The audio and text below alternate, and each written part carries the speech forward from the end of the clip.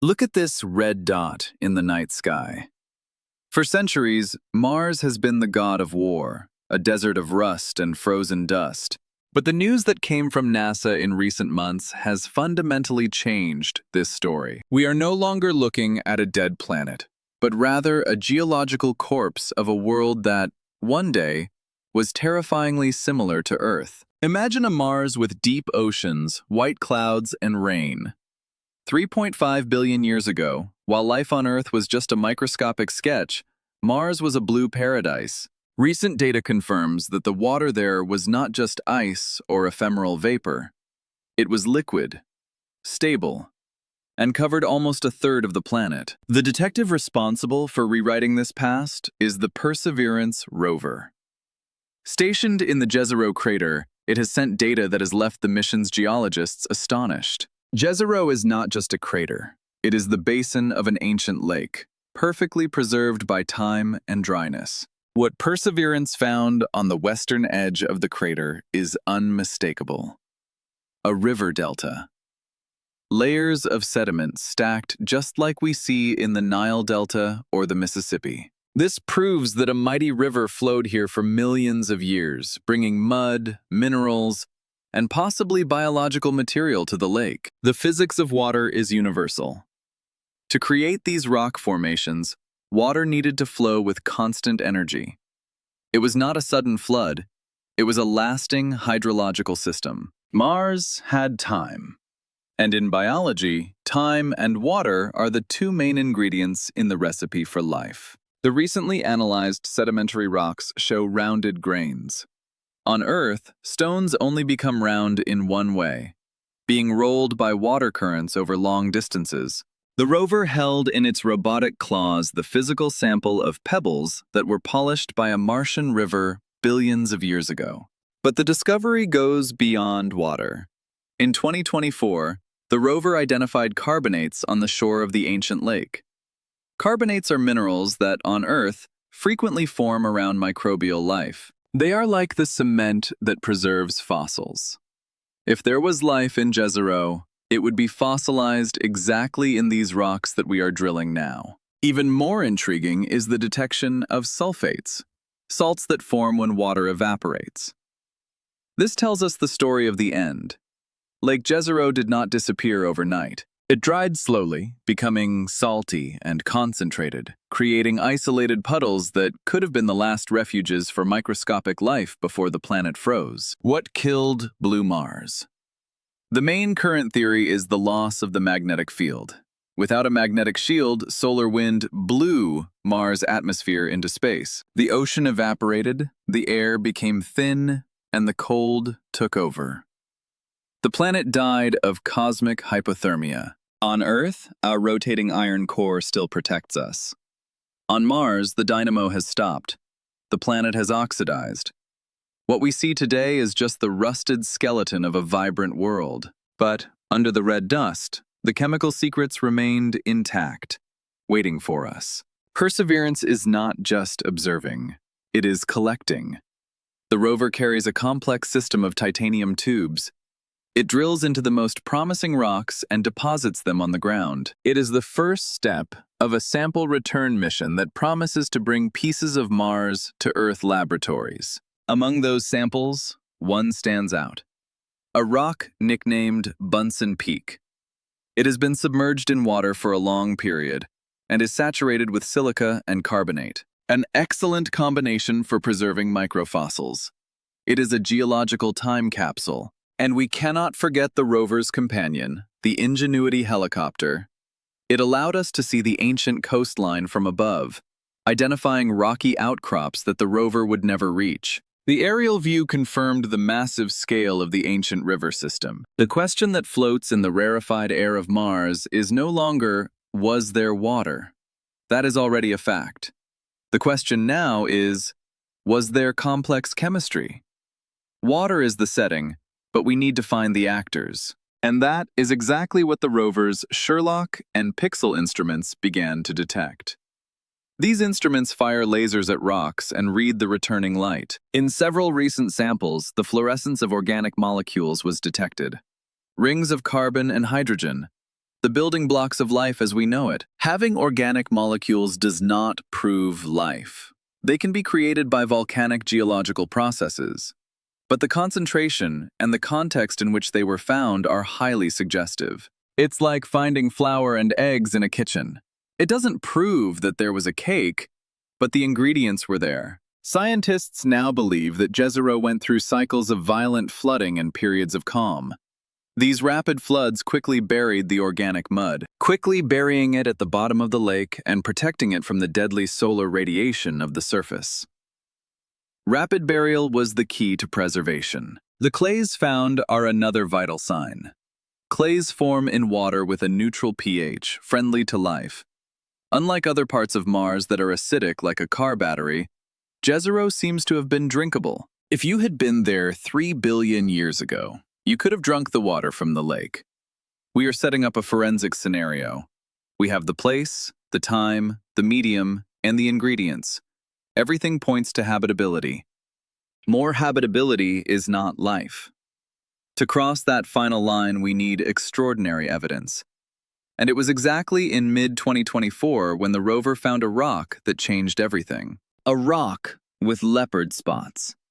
What those spots reveal could be the greatest discovery in the history of humanity. In July 2024, the Perseverance rover approached a rock shaped like an arrowhead, nicknamed Chayava Falls. At first glance, it was just another dusty red stone. But when the approach instruments scanned, the scientists on Earth held their breath. The rock was covered with millimeter-sized, irregular spots, with dark edges and light centers. They called them leopard spots. On Earth, geologists see these spots all the time on ancient rocks. They almost always mean one thing. Microbes have been here. These stains are the result of a redox chemical reaction. Terrestrial microbes use oxidized iron as an energy source. When they eat the iron, they change its color from red to white, creating the light stain, and deposit a black iron ring around it. It is a chemical scar. Finding these stains on a sedimentary rock from an ancient river is the strongest evidence of biosignature we have ever had. It's like finding footprints in the sand.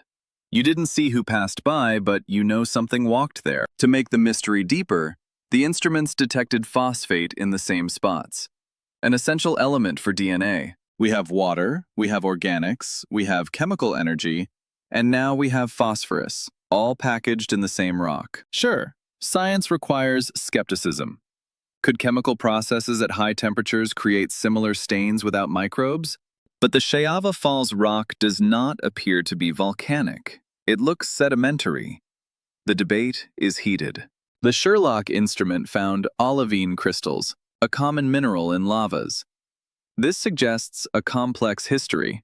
Perhaps volcanic materials were carried by the river, where they reacted with water and possibly with life. On the other side of the planet, the Curiosity rover also recently found something bizarre. Pure sulfur crystals. Not oxygenated sulfates, but yellow elemental sulfur. Something we had never seen on Mars before. Your presence suggests that the chemistry of Mars's past was much more varied than we thought. A mosaic of environments. And there is the mystery of methane. Curiosity detects seasonal spikes of gas emanating from the soil. On Earth, 90% comes from living beings. On Mars, it appears and disappears. Could they be surviving microbes in the deep underground? No one knows.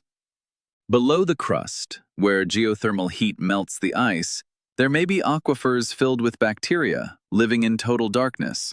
The problem is that radiation on the surface is relentless. It breaks down complex molecules like DNA over millions of years. That's why NASA decided to drill the rock. The sample is now sealed in tube number 24, the most valuable cargo in the solar system. To confirm if the spots are biological, we need to bring this rock back to Earth. The rover found the suspect. Now we need the judgment in the court of earthly science. Looking through a camera 200 million kilometers away is limited. If confirmed, they would be the equivalent of Earth's stromatolites. Life would not be an exclusive miracle of ours. If life has arisen twice on neighboring planets, then the universe must be overflowing with life. The implication is infinite. The rover continues its ascent, leaving the ancient lake. Every meter it climbs is a journey back in time. Imagine these ancient microbes. They were the first Martians. For billions of years, their chemical tombs waited. The probe is encapsulated in titanium. Now the boldest challenge in space history begins, to retrieve tube number 24. We have the samples. The Perseverance rover did its job, scattering titanium tubes across the Jezero soil like a trail of technological breadcrumbs. But they are stuck there. The Mars sample return mission is the next mandatory step. It will be the first time humanity launches a rocket from the surface of another planet, but the mission faces crises.